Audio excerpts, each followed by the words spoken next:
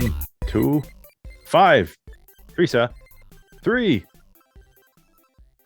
But you're not supposed to go past 3. Not supposed to go past 3. You have to throw it, Mark. You can't hold it. It says in the instructions, in the sacred texts. Dude, I was really hoping that somehow in the movie they would say, it's the holy hand grenade of Antioch, the one Brother Marcus carries with him. Yeah, they did a lot of really, really fun Easter eggs and cameo stuff in that movie. If they went just a little extra mile with the Holy Hand Grenade of Antioch and had them either mention Brother Marcus or they mess up counting trying to throw it just like they do in the Holy Grail. Oh, 1, 2, 5, no, 3, and then they chuck it. Would have been great. But I don't know, I don't want to spill the tea. I know that's not spilling the tea in this case. I don't want to talk shit, throw shade at them for their attempt to squeeze in all this pop culture, because there was just so much in this movie, and it was so much fun. It really was. I dug seeing my Overwatch players, our characters, as well as all of my favorite pop characters. I was a little sad that douchebag owner of the conglomerate there modeled his in Oasis character after the Alex Ross paintings of Superman. But yeah, Nolan Sorrento. Yeah, freaking Nolan, douchebag. But which, by the way, I just realized, folks, we are talking Ready Player One this week. Just in case you were wondering introducing what we're doing. Two friends to each other and waiting 10 minutes into the conversation to tell them their names. That's how this week starts. Well, that's why I like the side stitch format, because we can, Joe and I with our very, very long hair, we can let it down. Yes, Chelsea would let her hair down as well. Just wavy locks that are treasured throughout the country. Well, no matter where I go, the wind always catches it. Okay, one quick announcement while we're at it, though. Y'all may have noticed that Chelsea has not been with us for the last few episodes, and not to get too far into that scenario, but she's got some things she's working through that we won't air out here, but we do want to give her our best and hope that everything's okay there. We promise you she's okay, but yes, she is physically fine. She's physically doing okay, but we just don't want to air out what she's going through without her saying it herself. So yeah, but she will be back as soon as possible. We promise that she has not left the show. Yes, she has not. She has not left the show. There's no controversy beyond these comments. So, that woman knows no quit. All right. Speaking of knowing no quit, Ready Player One absolutely knows no quit when it comes to the references that it contains. No. And you'll notice in our episode this week, we do talk with our friend Kevin the Critic, and we discuss the film. What we don't do is break down all 1,100 plus references. I say there has to be more than that. There's no way there's only 1,001 Easter eggs and references in this movie. That's probably in one scene there's 1,000 things. oh God, yes. Well, right away, I mean, it's like a fire hose, right? I mean, yep.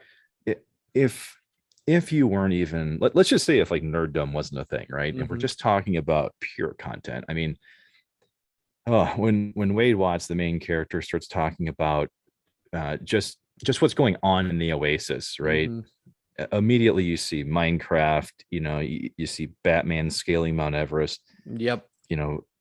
We see so many crazy things that honestly, it doesn't even feel normal to me. And I love all these properties, by the way.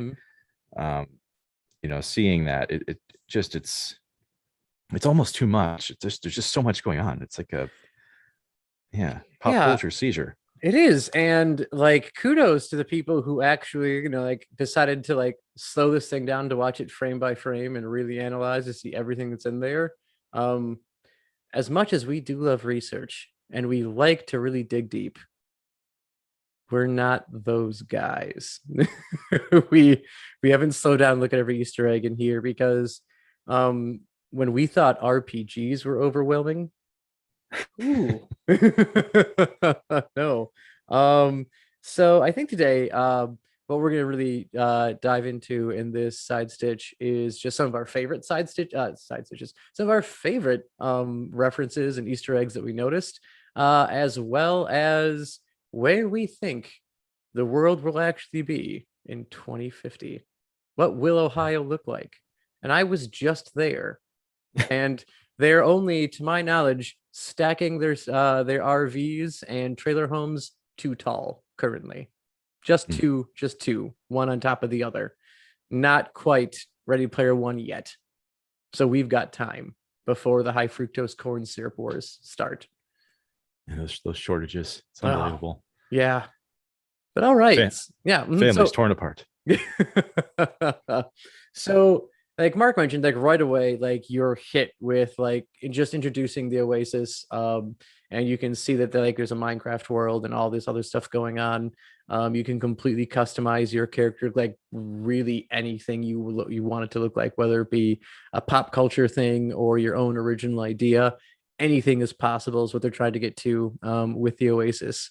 And then I think the first thing we really see like action wise happening in this movie is you've got Daito and Sho are like in this battlefield trying to earn this glove that lets you turn your avatar into any giant robot for 3 minutes. Mhm. And we're seeing, you know, stuff left and right. I think they've got, I think there's like a Doom Trooper in there or a Master Chief. Throughout here somewhere, the ODST crew. There is just so terribly much going on of people like fighting their way to the top of this mountain to try and get this item. Yeah, I actually, the first thing kind of stopped me dead in my tracks. The first time I saw this was Jim Raynor from StarCraft appears in the game.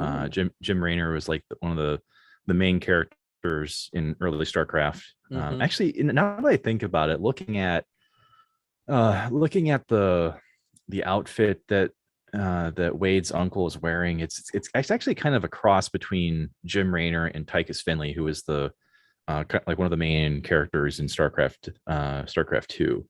Okay.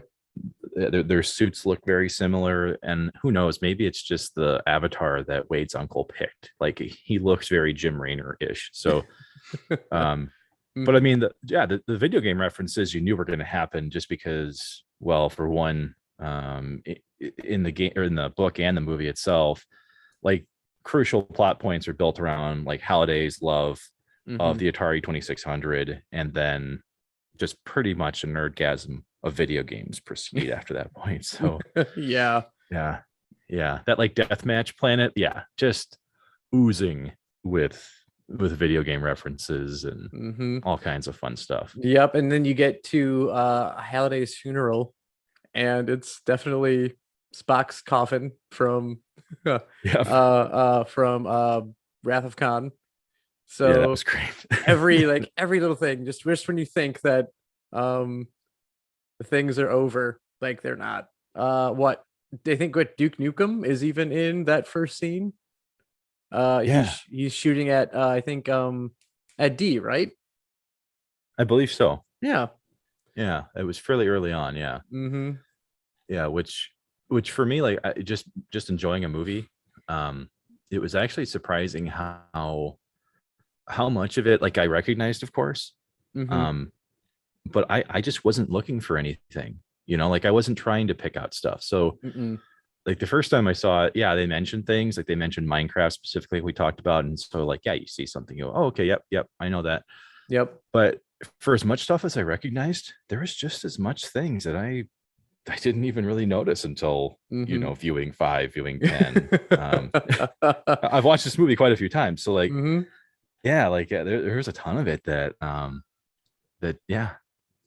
it was crazy to think that there's so many references, and I didn't even see most of them the first time.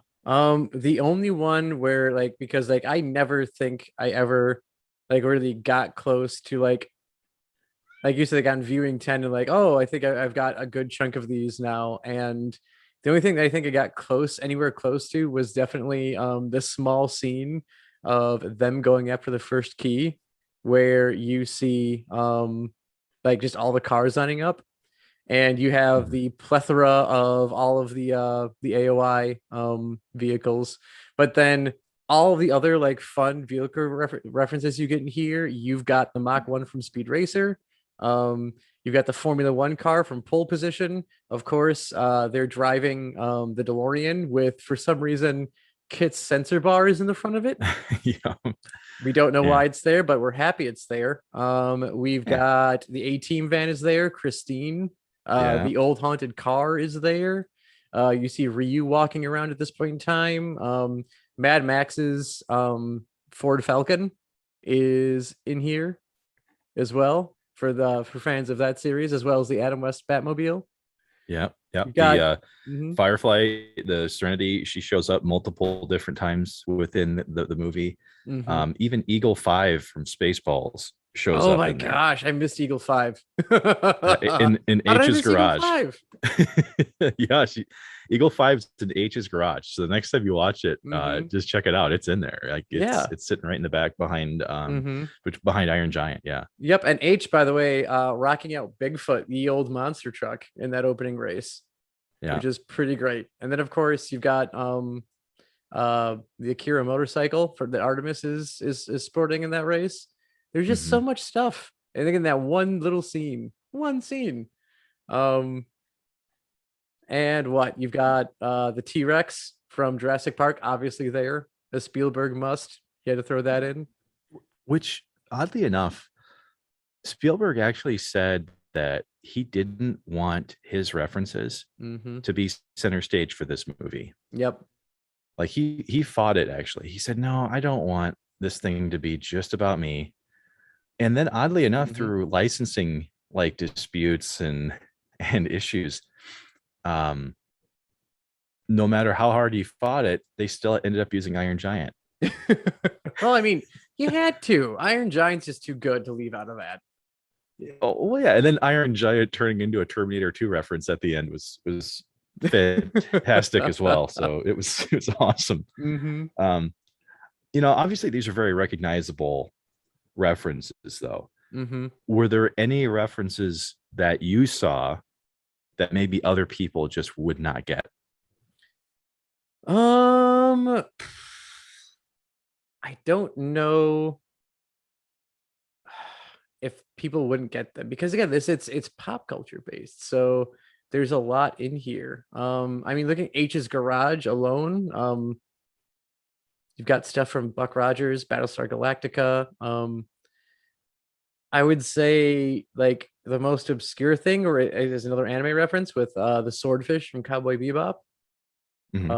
May not have been picked up on by many, but even then, like Bebop is such like a good transitional anime where like if people don't like anime, you can probably get them to watch Cowboy Bebop. So like, if we're talking about marketable animes, then yeah. Or sorry, anime. I said animes. Sorry. Please don't crucify me for saying that. But I mean, for as far as anime goes, I mean, they definitely picked. I mean, I would say some intelligent references there. The one that I thought was crazy that others might miss was actually Jason and the Argonauts. Did you ever watch that movie? Maybe once. To be completely honest. No worries, man. It's like this is like the original Clash of the Titans, not the Sam Worthington version of like 2000, I think 4 or 2003. Okay. No, maybe it was 2005. I can't remember. They remade it, but yeah, the skeletons from Jason and the Argonauts that were like back then done in stop motion, they showed up on that same deathmatch planet. No. And when I saw them, I'm like, those skeletons are very unique. Nobody else probably cares how unique they are. That's Jason and the Argonauts. Lost my shit. Yeah. That's what I was paying attention to the first time, Joe. Believe it or not. Okay. But yeah. Obviously Sorrento morphing into, Mecha Godzilla had to have awoken a force within you. Oh, absolutely. And what's even better is the Mechagodzilla that they chose for this is great, because that Mechagodzilla, the way that one looks, never actually ever appears in a movie. Like, you never see a Mechagodzilla that fully looks like the one that's like that. And you think, okay, well, maybe it's just their own like stylistic interpretation, because Mechagodzilla has changed from the various ages of Godzilla, but actually it's not, because this is not their own original idea. There's actually, during the Heisei period of the Godzilla movies, which is basically the late 80s through the 90s, those movies, they have not only the best Godzilla movie posters ever made, but some of just the best movie poster artwork ever made. And they had an artist create Mechagodzilla for that, based off of an original idea that Mechagodzilla was going to separate into these 3 different vehicles that could join, eventually come back and form Mechagodzilla. So he had designed all of that himself and made it for the poster. And then it turned out like, okay, so that's not in the budget anymore. And we can't use that version. So they redesigned them to the more modular looking Mechagodzilla that we got in the 1995 movie. But I was really, really happy that they went with that one, because it never actually got to see any sort of action in a movie until Ready Player One. That's crazy. Wow. I mean, I give kudos to people who, for one, can remember this many things, but then to give it some legitimate screen time. That's crazy. It's funny. Well, obviously we could go on and on about references, because there's so many. I mean, we'd be here for years. God, I know, and we don't have that kind of time, everybody. As much as we'd love to have the first 1 year long podcast episode, it's just not going to happen. But looking at 2045, I know we said 2050 earlier, but like the same area, right? Now, when Back to the Future was made, Back to the Future Part 2, as kids, I remember seeing like the flying cars and thinking like, it's still the 80s, early 90s. Let's see what happens. Yeah, we got some time yet. Then we got there and we're like, yeah, my fashion hasn't changed at all in 25 years.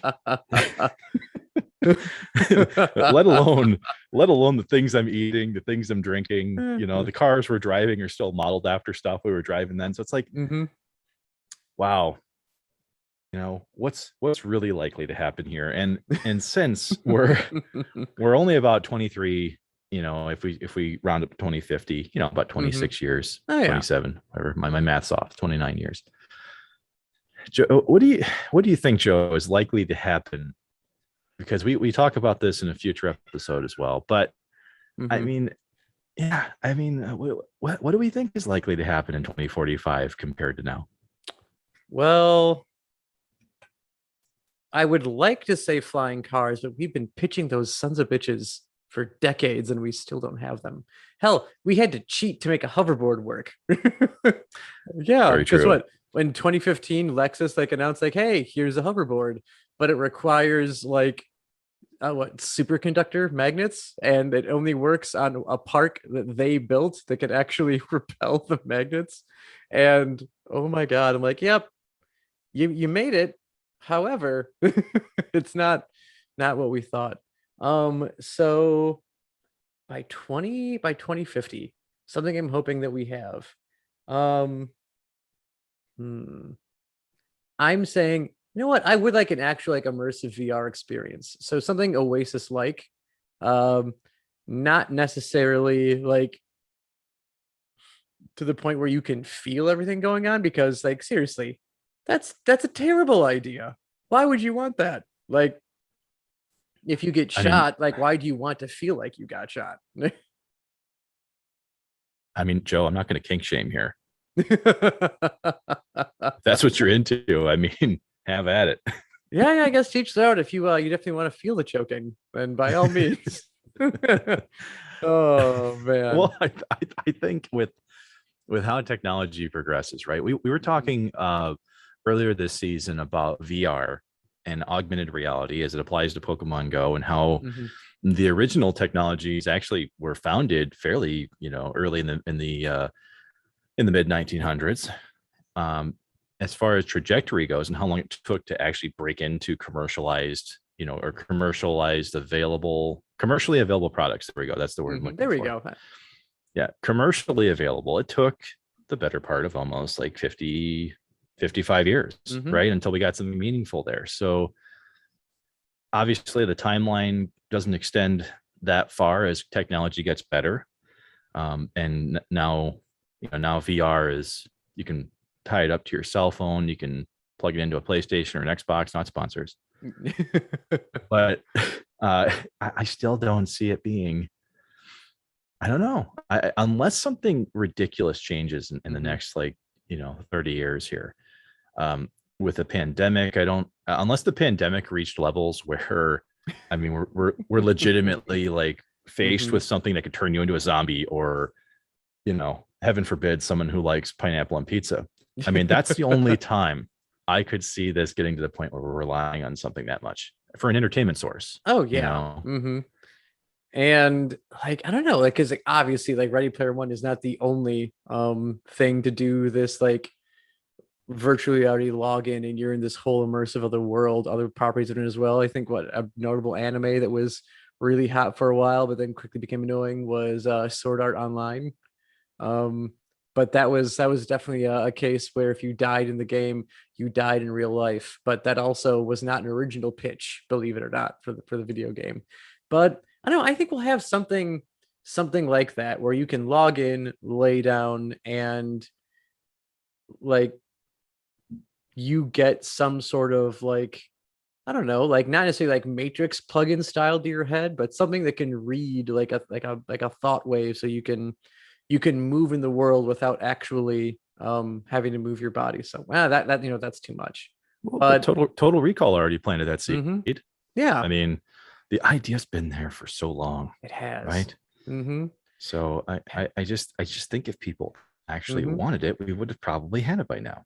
I mean, maybe. I mean, like, I don't know, like the Oculus Rift stuff is pretty solid. It's just, too expensive to be super popular still. And the games like Beat Saber can only be fun for so long. But not, and again, like, not to say anyone who still plays Beat Saber, like, it's good for you. It's good for you. I rocked out to Rock Band for way longer than I probably should have. Oh yeah. But yeah, many of us did. But like, I think we'll have some sort of like legitimate VR experience. Even like, do you remember the old PlayStation 2, PlayStation, I think 8 commercials, what they went with? PlayStation 8. I don't remember these. It was literally a marketing campaign for PlayStation, like saying of this virtual world you would log on and play into, and you jump from world to world based on the video game you want to play. And then a little bubble came up and it said the PlayStation 8, and then the screen faded and it said, but until then the PlayStation 2 is available. Little did we know that Kingdom Hearts would basically be the same thing. Yeah. To be honest with you, I know that sometimes it's harder to see technology move unless there's like a government need or like a military need, right? That's where a lot of R&D tends to go for these things. Pretty much. So really, I think what we should be pushing our time into is an Iron Man suit, because I know that's what I want. And the best thing about it, Joe, you can pee in that thing. Yeah, and that's what America wants. Like, really. Like, have you seen our attempts at Iron Man suits so far? Super clunky. Like the guy who made his own jetpack, where he's got like basically turbines on his back and his hands. Like, you can't do anything with that thing. Forget about it. Like, yeah, you can fly around in it, but like, you're a sitting duck. Like, you're basically a clay pigeon. Like they're like, if you raise your arm to like do like a little repulsor shot, you're going to like fly off somewhere and not be able to aim at what you're trying to shoot. So yeah, an Iron Man thing, or I don't know, maybe we'll luck out and heaven forbid we get mechs.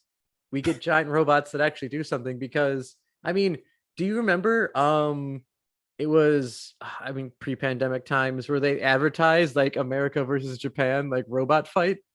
Oh God, yes. Yeah. And initially it looked like it was going to be like all Japan, because like the big American mech was like just loaded up with guns, like, America, it's what we do. And it's like, but it's like big and clunky compared to this like super cool maneuverable Japanese robot. And when they actually did it, they had like 3 rounds because they were like 2 different American robots versus the one Japanese one. And the first one, the American robot like could barely move at all. And like the Japanese robot just lifted its arm and just drove forward and punched it once and it fell down and it was done. The American robot was out. And then basically it gets to the point where it's like they fight against the big Eagle 1 mech. And I think that thing was like shooting massive like paintballs or something at the Japanese robot, and basically hit it and knocked something loose so it couldn't move anymore. Wow. So yeah, but that's just like early like Robot Wars, or what was it yeah. called?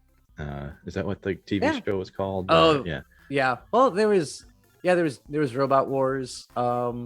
Those were like the little remote control ones, but then eventually they made like the big like Rock'em Sock'em Robot ones where like they're attached to like a big device that actually helps them move around, because like there's no way they would balance on their own at that time. You know what? I think what we really just need to focus on realistically within our lifetimes, Joe, ketchup and mustard in the same bottle. Yeah, why aren't we on that? Like, how is that not a thing yet? I don't know. It's a great idea. Yeah, someone should make it.